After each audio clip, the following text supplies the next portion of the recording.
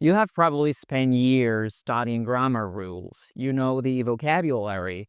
You've done all the exercises, but when it's time to speak in the real world, you feel blocked. You feel like a different, smaller version of yourself. Why does this happen? After years working as a coach for American English pronunciation and fluency, I've discovered that the biggest walls are not linguistic, they are psychological. Today, I want to talk about the three invisible skills you actually need to master a second language. These skills go much deeper than pronunciation. They are about your mindset. When you master these, fluency isn't just a dream. It becomes a natural result of your process. The first skill is reprogramming your relationship with errors. Most students have a fear-based response. When they make a mistake, their brain signals danger or shame. But here's the reality. In the world of high-level communication, mistakes are data points, not failures. To master English, you must develop what I call a growth response. Instead of feeling bad when you misspeak, you should look at it with curiosity. In American culture, the goal of communication is clarity and connection, not perfection. When you spend all your energy worrying about every small grammar rule, you lose your flow and your melody.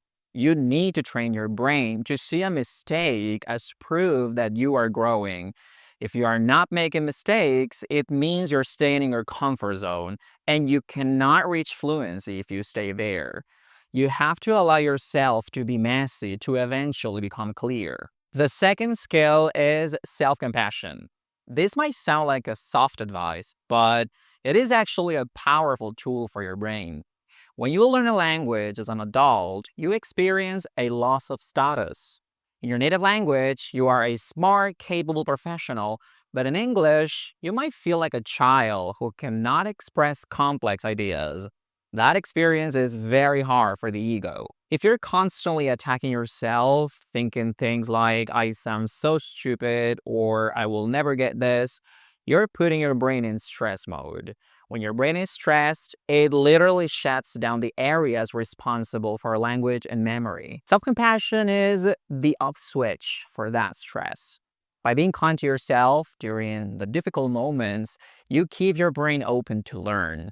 You must become your own supportive coach, not your most aggressive judge. You cannot learn from a place of self-hate. You can only learn from a place of acceptance. The third skill is identifying and breaking your limiting beliefs. We all have a story playing in our heads. You might tell yourself, I'm too old to learn. I don't have a good ear for accents. Or people will judge me if I speak. These are not facts. They're just stories you have accepted as true. As a coach, I see this every day. Students' progress is limited by what they believe is possible for them. We need to change your identity. Stop saying, I am a student trying to learn English, and start saying, I am a bilingual communicator in training. When you change your identity, your actions follow. Your accent is not a problem you need to hide.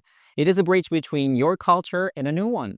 Once you stop believing that you are not enough until you sound like a native, your fluency will improve fast because you're no longer carrying the heavy weight of judgment. I have worked with many different people over the years, and the result is always the same. When these mindset skills are developed, the process is successful.